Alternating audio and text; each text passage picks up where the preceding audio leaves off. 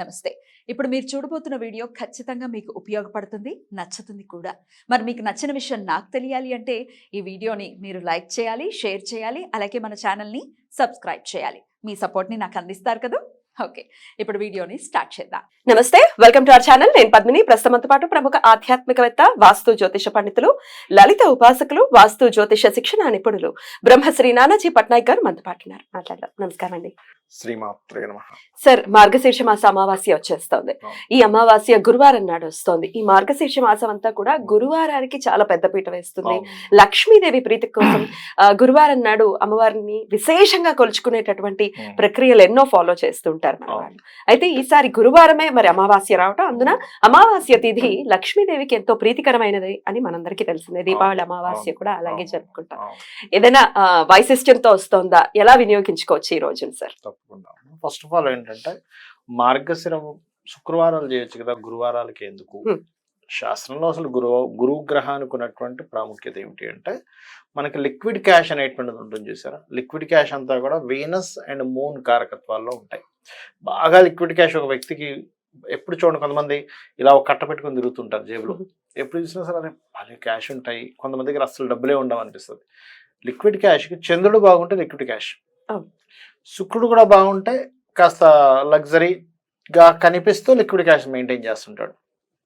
కానీ కొంతమంది బ్యాంక్స్లో డబ్బులు ఉంటాయి, చేతిలో డబ్బులే ఉండవు, కానీ బ్యాంకులో జమ అవుతూ ఉంటాయి. కొంతమంది అంటుంటారు, ఏంటి ఏమంటే నాకు అసలు బ్యాంకులో రూపాయి ఉండదు, ఏదో చేతిలో పట్టుకుని 10,000 పట్టుకుని తిరుగుతుంటారు కానీ బ్యాంకులో రూపాయి ఉండదండి అంటూ ఉంటారు. దానికి కారణం ఏంటంటే గురుగ్రహం బాగోకపోతే బ్యాంకులో డబ్బులు ఉండవు. గురువు మూలధనానికి, దాచుకునే ధనానికి కారకుడు అనమాట. అందుకని గురువు కనుక పాడయ్యాడు అనుకోండి, డబ్బు నిలబడదు అంటారు చూసారా. ఏమిటోనండి, డబ్బులు నిలబెట్టడం లేదు, డబ్బులు ఎప్పటికప్పుడు పోతున్నాయి అంటూ ఉంటారు. ఇలా 4 డబ్బులు నిలబెట్టుకుందాం అనుకునేసరికి పోతున్నాయి అంటుంటారు. కారణం ఏంటంటే గురుగ్రహము బలం లేనప్పుడు అది జరుగుతుంది. ఈ మార్గశిర లక్ష్మీ వారాలు కనుక ఎవరైతే చేస్తారో ధనం నిలబడడం జరుగుతుంది. అందులో పర్టికులర్గా ఈ అమావాస్య ఏదైతే ఉందో, ఈ అమావాస్య ఎక్కడ కలుస్తుంది? ఇది ధనస్సు రాశిలో కలుస్తాయి ఈ రవిచంద్రులు ఇద్దరు కూడా. ధనస్సు రాశికి అధిపతి ఎవరు? గురువు. సో అమావాస్య ప్రత్యేకంగా శాస్త్రాల్లో ఏం చెప్పారు? అమావాస్య రోజు కనుక మీరు లక్ష్మీదేవి పూజ కనుక చేసినట్లయితే మీ యొక్క ధనం, అందులో ముఖ్యంగా మార్గశిర లక్ష్మీవారం అమావాస్య వస్తే ఇంకా ఎక్కువ ఫలితం. ఎందుకు అంటే మనకి పూర్వజన్మల్లో చేసినటువంటి కర్మ ఆధారంగానే ఈ జన్మలో మనం ఏదైనా ఒక ఇబ్బంది పడుతున్నా, ఒక మంచి చేస్తున్నా కానీ పూర్వజన్మ కర్మ ఆధారమైన మన శాస్త్రాలు చెప్తున్నాయి. అంటే ఏమిటి? పాస్ట్ లైఫ్లో నువ్వు ఎవడైనా సేవింగ్ చేసుకుంటాను, లేకపోతే దాచుకున్న ధనాన్ని ఏదో రూపంలో, ఏదో రిలేషన్ రూపంలో ఏదో నువ్వు ఇవ్వు నాకు ఇవాళ రేపు మనం చూస్తుంటాం.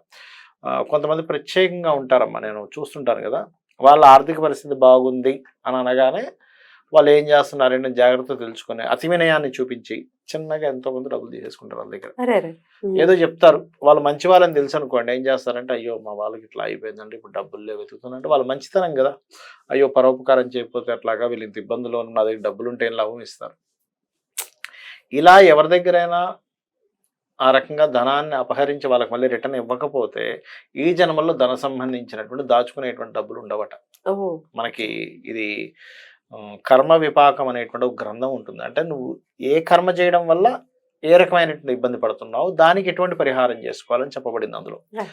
సో ఇలా మనకు తెలుసో తెలియకో అజ్ఞానంలోనే, లేకపోతే మళ్ళీ రిటర్న్ ఇచ్చేద్దామని కాన్సెప్ట్తోనే కొంతమంది తీసుకుంటారు కూడా, కానీ ఇవ్వలేక రుణపడిపోవడము ఇట్లా జరుగుతుంది. సంథింగ్ కొంతమంది తప్పించుకోవడం ఇట్లాంటివి జరుగుతుంటాయి. ఇలాంటి సమయాల్లో ఆ కర్మ మనల్ని వెంటాడేటప్పుడు గురుగ్రహం వీళ్ళకి సరిగా ఉండదు.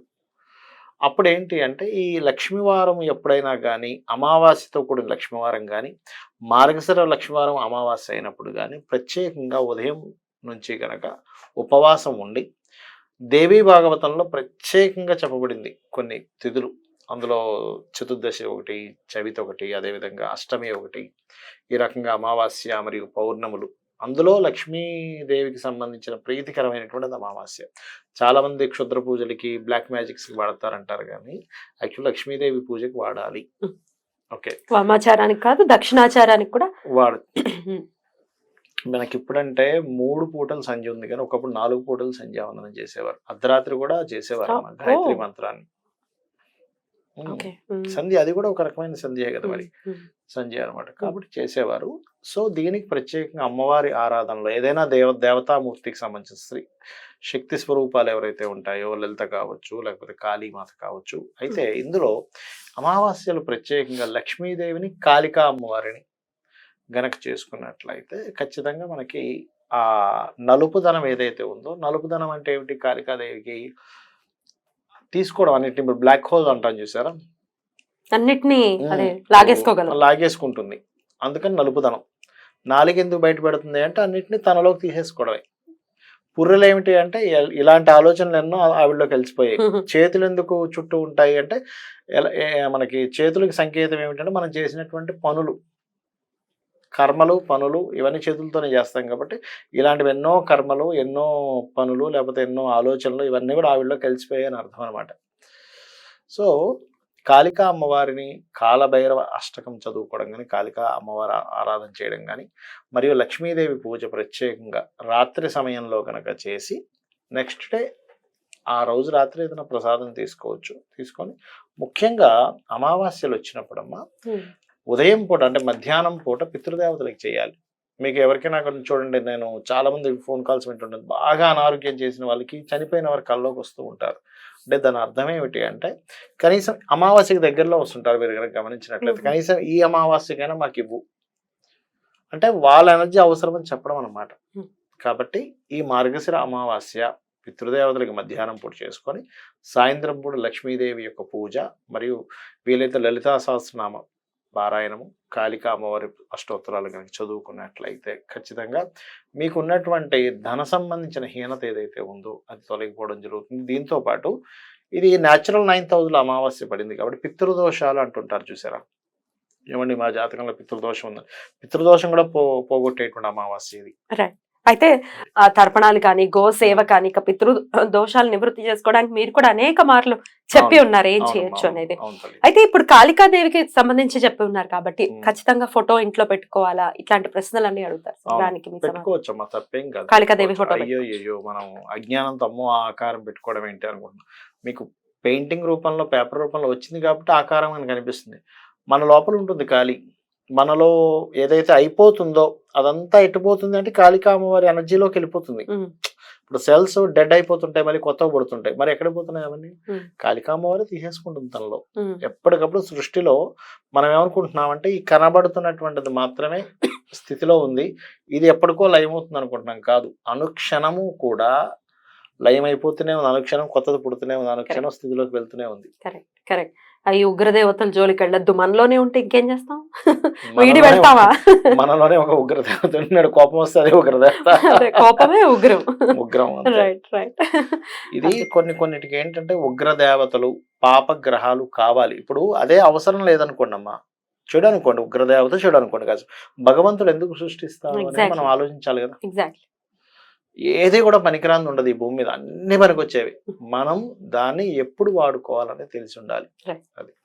అయితే ఇవన్నీ పూజలు ఇవన్నీ కాకుండా ఏదైనా నామం చెప్పండి సార్, మేము చేసుకుంటాము ఆ రోజంతా అంటే ఏం చెప్తారు సార్? నవవిద్రుమ బింబశ్రీ ఞక్కారి రదనచ్చద అనే నామస్మరణ ఎక్కువ. ఎలా చేసుకోమంటారు దానికి? ఎలా చేసుకోవాలంటే 2-3 రకాల పద్ధతులు ఉన్నాయి. ఒకటేమో మీరు స్థిరంగా సుఖాసనం ఒకటి వేసుకొని చక్కగా ఈ ముద్ర ఎందుకంటే అమావాస్య గురువారం కాబట్టి గురువుకు సంబంధించిన వేలికి సంబంధించిన ముద్ర వేసుకొని ఓం నవవిద్రుమ బింబశ్రీ ఞక్కారి రదనచ్చద అని మనసుతో చేయాలి. టంగ్ ఉంటుంది కదా, టంగ్ ని మడిచి పైకి పెట్టాలి. మీరు అలా మడిచి పైన పెట్టి టచ్ అవ్వాలి. టచ్ అయ్యి ఇంకా వీలైతే లోపల ఉండేటువంటి కొండ నాలికను లాగి పెడతారు. కొంతమంది ప్రాక్టీస్ ఉండాలి బాగా దానికి. పెట్టి అంటే ఈ నాలుగుతోనే ఇట్లా పెడతారు. పెట్టి మన ఇప్పుడు చూడండి ఇలా పెట్టానా, ఇలా పెడితే కళ్ళు ఎక్కడికి వెళ్ళే, పైకి వెళ్ళే అంటే ఇక్కడికి వెళ్ళిపోతుంది, దృష్టి అంతా ఇక్కడికి వెళ్ళి కళ్ళు మూసుకొని ఇలా ఒకటి నాలుక పెట్టేసాం కదా, మనసుతో చేయాలి. నవవిద్రుమ బింబశ్రీ ఞక్కారి రదనచ్చద అని మన ఆలోచన అంతా ఇక్కడ ఉండాలి. ఇక్కడ ఉండి మీరు కనుక చేస్తే ఏమవుద్దంటే కుండల్ని మన ఇడాపింగళ నాళ్ళు ఏవైతే ఉన్నాయో అవి రెండు కలుస్తాయి. నాలుక అలా పెట్టినప్పుడే కలుస్తాయి, నార్మల్గా కలవదు. అలా ఎప్పుడైతే కలిచాయో ఇవి స్ట్రైటన్ అవుతూ ఉంటుంది, లోపల అవేకన్ అవుతుంది. అప్పుడు ఏమవుతుందంటే మన కర్మలు తొలగిపోతాయి. అమావాస్య పౌర్ణమి రోజు మీరు చేస్తే ప్రభావం చాలా ఎక్కువగా ఉంటుంది. ఇంతసేపు అని చేయమంటారా ఈ మీ మంత్రాన్ని? ఓపిక, వాళ్ళు ఎంతసేపు కూర్చోగలిగితే అంతసేపు. అయితే చేస్తున్నంతసేపు కూడా ఏంటంటే అబ్బా నాకు అద్భుతమైన అవకాశం నాకు వచ్చింది, అసలు ఈ దెబ్బతో నాకు అమ్మవారి అనుగ్రహం కలుగుతుందనే భావంతో చేయాలి. మనిషి జన్మ చాలా గొప్పది, అందులో నాకు ఈ విద్య తెలియడం ఇంకా గొప్పది అని అనుకొని చేయాలి. తప్పకుండా సార్, చాలా అద్భుతమైనటువంటి విషయాలు చెప్పారు. డెఫినెట్ గా కర్మ తొలగిపోవటం అనేది ప్రకృతి ఎప్పటికప్పుడు 15 రోజులకు ఒకసారి ఈ అవకాశం ఇస్తూనే ఉంది. నెల రోజులకోసారి, నెల రోజులకోసారి. ఇది ఇప్పుడు అమావాస్య అయితే నెల, అమావాస్య అయితే 15, నెల, 15. ఏకాదశులు వస్తూ ఉంటాయి, అవునవును. చతుర్దశులు వస్తూ ఉంటాయి, లేకపోతే అవునవును. చవితి తిథులు వస్తూ ఉంటాయి ప్రత్యేకించి. అవునవును. మనం వినియోగించుకోవడంలో ఉంటుంది ఎండ్ ఆఫ్ ది డే. అందుకే అలా గుర్తు చేసే ప్రయత్నమే ఈ కార్యక్రమాలు. చాలా చక్కగా మాకు తెలియజేశారు sir. Thank you so very much. నమస్తే. శ్రీమాత్రే నమః.